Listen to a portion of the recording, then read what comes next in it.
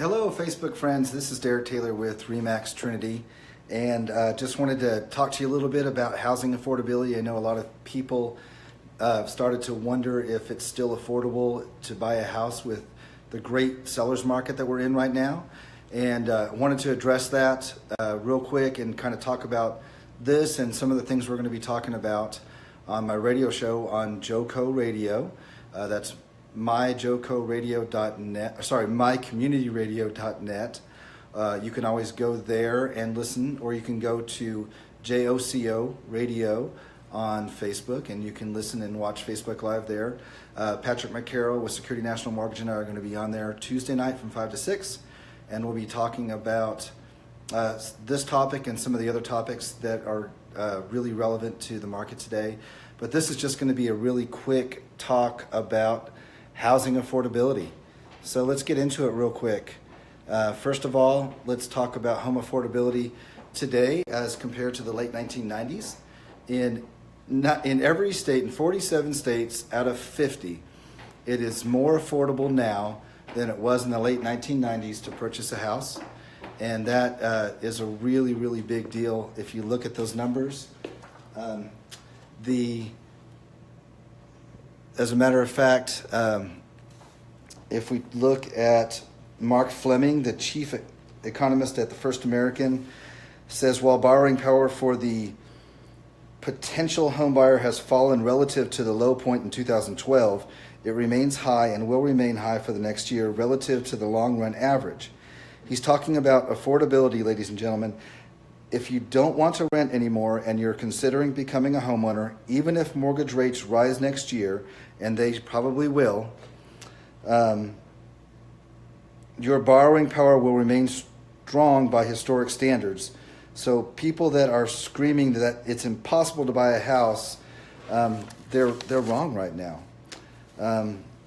Here is the Housing Affordability Index from 1990 until today.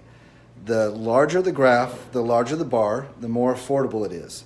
Now, it's not as affordable today as it was from 2009 all the way through 2015, because in those years we had all of those distressed properties. Of course it was cheaper to buy a house. They were on sale at major discounts.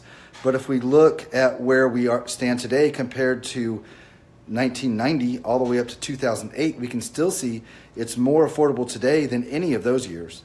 And if we jump over to the National Association of Home Buyers Housing Opportunity Index, which is this one right here,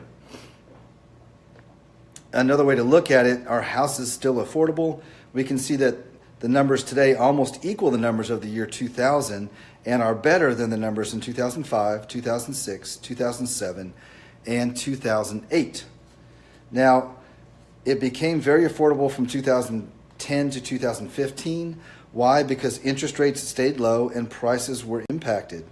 Whether you were buying a foreclosure or you were buying a short sale or you were buying a house next to a foreclosure whose price was impacted, you were getting that property at a discount. It's not more affordable today than yesteryear, but we don't ever want to see those days come back again. It was really bad for our economy, and I don't think we will anytime soon. So there are two graphs that we showed you. Here's another one, the National Home Buyers Typical Mortgage Payment from CoreLogic. That's right here. They looked at the typical mortgage payment of the homeowner. Now we have the August numbers because that's the last numbers that they reported. In their last report were August numbers, and we can see that today it's cheaper than buying a house in January of 2000, in June of 2006, not in February of 2012. Remember, those were distressed properties. And even if the interest rates go up and prices go up, the projected typical mortgage payment next year is still lower than it was in January of 2000.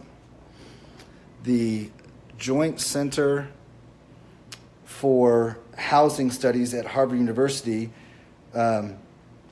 combined two different graphs, one from them and one from the National Association of Realtors, to show what was the monthly mortgage payment on a medium-priced house in the United States from 1999 until today. When we take a look at these numbers, Yeah, it's been going up for the last couple of years, but the number that we're at today is still less than it was from 1990 all the way up to 2009.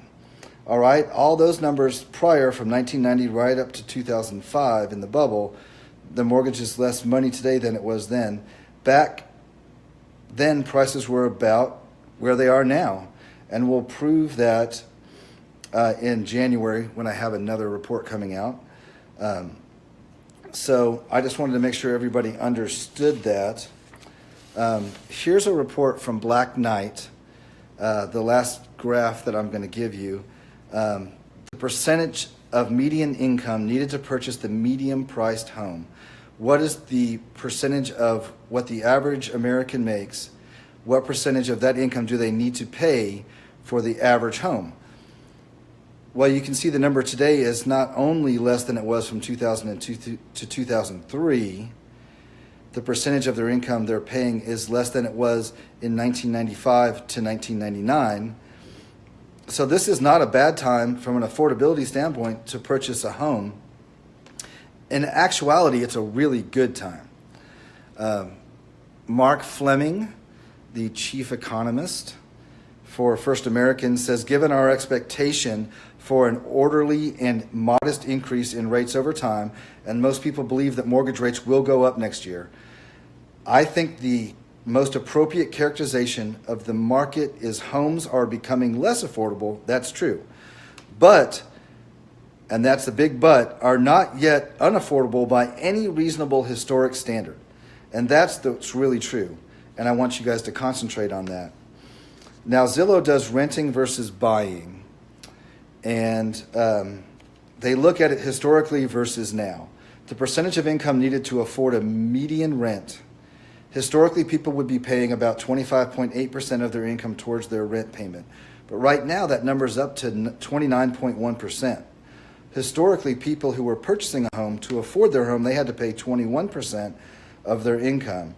Today, they pay only 15.8% of their income. Again, it's more affordable now than it was historically. And when we break down the numbers, it's pretty simple. If we look at the difference you would pay compared to what it would be if the percentages had remained the same.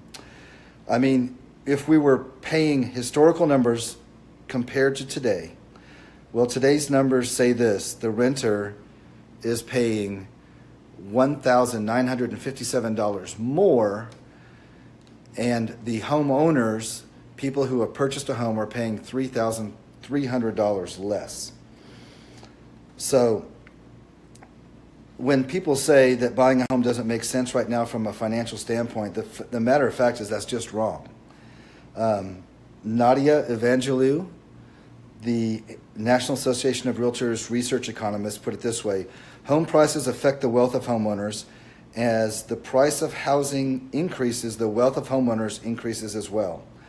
Again, the reason that you should go ahead and purchase a home if you are financially capable of doing it and it makes sense in your life, 75 million homeowners each gained $17,600 on average from a year earlier. And I'm sorry, I'm going to take that back, $18,500. So looking at that numbers again, people who purchased a home and owned it for last year, on average, their family's net worth went up $18,500. So I just wanted to share that information with you. Invite you to listen to our radio show Tuesday night from 5 to 6 on Joe Co Radio. If you have any questions about this, please give me a call. My telephone number is 817-637-2249. Or you can reach me at Derek, that's D-E-R-E-K, at DerekTaylorRealty.com. Thank you so much for listening, watching. Please share this with people that you see. Share it on your timeline. If anyone has any questions about this, you can bring this up, let them know about it. And please like this so other people can see it as well. And I really appreciate you watching. Everyone have a happy new year. Thanks.